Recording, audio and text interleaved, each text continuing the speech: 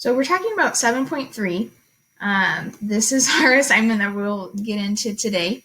And what we're looking at is story elements. And these are the story elements that you need to be able to recognize in anything that you read. And it's going to look different depending on what story you're reading, but they all have these story elements. So have you ever baked a batch of cookies? If you have, or if you haven't and you've seen someone make a batch of cookies, you know that there is a list of ingredients, and that's what you need to make those cookies. Similarly, there's also sort of a list of ingredients that is used to create most stories. So what might one of those ingredients be? What do you think is an ingredient for a good story? What makes a story? What do you need to have a story? Okay, let's see what we've got. Hunting. So that can be a location. Hunting is our topic. It's going to include who's hunting, what are you hunting. There might be some trials around hunting. You can create an excellent story on that topic of hunting. An MC, does that mean a narrator? Maybe you need a narrator. Absolutely. The elements that we're looking at today all revolve around plot. So plot includes setting. Part of setting is your character. Your characters will then have conflict, and eventually they will resolve or conclude that conflict. Okay. So this is what we're looking at is plot, setting, characters, conflict, and resolution today. So any story that you read, it does not matter what English class you are in. I teach this to my freshmen, my sophomores, my honors, my seniors. It does not matter. This is something that you're going to stick with, and then you get deeper and deeper into it the more you do it. So like you might start baking something like a cookie, and then your cookie might get fancier and fancier the better you are. So plot is the direction the story takes. You probably have seen something like this. This is the general plot diagram. You have setting. They call it exposition in this one. You have some conflict, and your conflict drives the plot until the most intense moment, and then the action starts falling till it resolves into some sort of a conclusion. That conclusion can be a cliffhanger. Okay. Another way of looking at this is the pieces we're going to look at today are the setting and characters, conflict, and character conflicts, problems revealed, and then resolution. So we're not getting quite as detailed into these middle two pieces. We're looking more at like the beginning and the end. Okay, so setting. I'm going to geek out a little bit with you. Setting, we looked at last week about when and where the story and the action take place. So if you're talking about Harry Potter, most of the story takes place at Hogwarts. Hogwarts is the school. It's also this cool castle that's like in the Scottish Highlands. And it's important for the reader to understand where the story is taking place, and it often appeals to the reader's sense of sight, smell, taste, hearing, and feeling. So settings also contribute to mood. They can be calm and they can be creepy. It depends maybe on the time of day, on the time of year. So here are some examples of a sentence that is an example of setting. The breeze whistled through the trees as Andy strolled down the path. So that breeze talks about the environment. We get a sense of feeling. Maybe we hear the breeze whistling. The smell of baking cookies filled the house. We've got that smell. We've got that warm feeling from cookies. Don't you love coming home and having like cookie smells?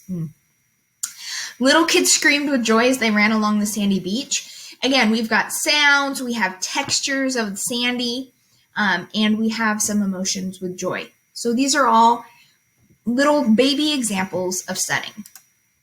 Moving on to setting, we've got characters. These are the individuals in the story. This is who the story is about.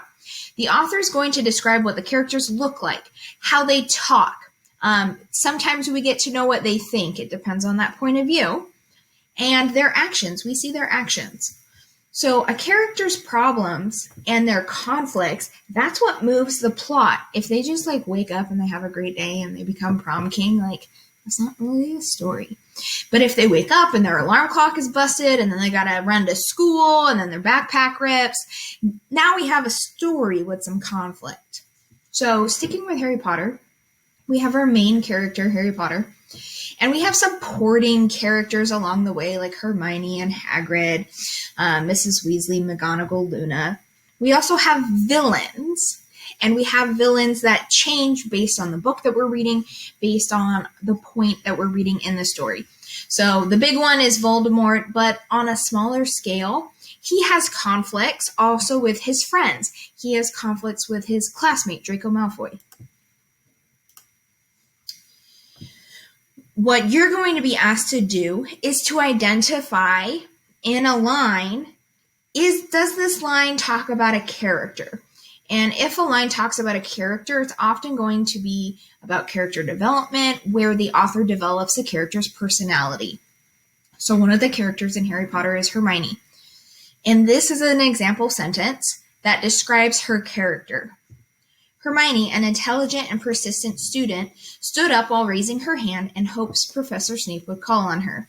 So there's this scene when she knows the answer and then her hand keeps going up and then she's waving her hand and then she's out of her seat. And that shows us that she's this brainy kind of geeky person. Okay. So we have, within our plot, we have our setting. Our characters are introduced. And then as our characters are introduced, now we get conflict. And this conflict could be between characters. That's man versus man. The conflict could be characters facing their negative self-talk or their anxiety, their depression, their insecurities. Sometimes you see that as the angel and the devil on the shoulder. You could also have man versus something else. If you've seen The Revenant, this scene when the bear is going after Leo and then you see the muscles and the bones in his back. Ooh, that would be man versus nature.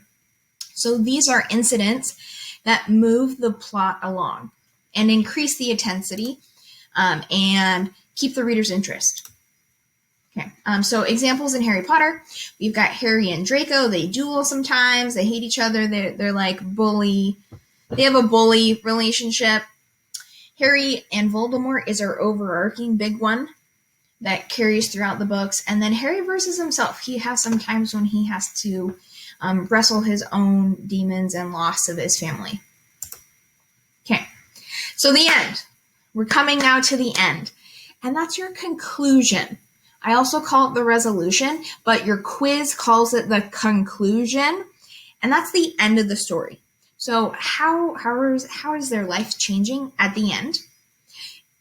If that conflict is not settled, then you probably know there's a sequel coming. And maybe you're one of those people who would wait in the movie theater until the very, very end, after all the credits, because you wanted to see if there was a little teaser to let you know that the conflict was not actually settled. My dad was that type of person. So some examples of conclusions. Do they get married? Do they win the battle? Do they win the race? Do they win the basketball game? Do they destroy the ring? Do they accomplish their goal? And are they now returning home at the end of their journey, at the end of the day?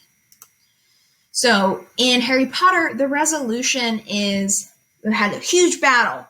Harry wins with the help of all of his people. And then we have this end scene where he is sending his kids to Hogwarts, where he went to school. So that's the resolution of Harry Potter.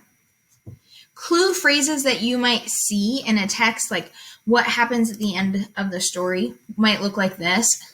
So here's some examples of sentences that are conclusions. Finally, she could rest after a long day. At the end of the race, she took third. At last, the food was set on the table. She completed the piano concerto with a smile. So there's words and phrases that clue you in that the action is occurring at the end of the story. That's how you know it's a conclusion. Let's do some review now, okay?